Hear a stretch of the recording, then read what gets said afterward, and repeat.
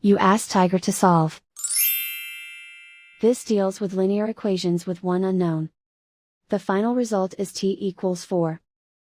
Let's solve it step by step. Swap sides. Group all constants on the right side of the equation. Add 4/3 to both sides.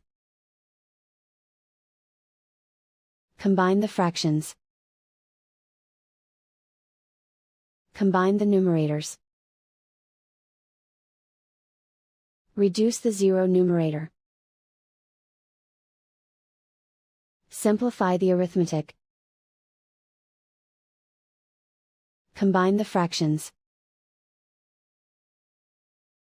Combine the numerators. Find the greatest common factor of the numerator and denominator.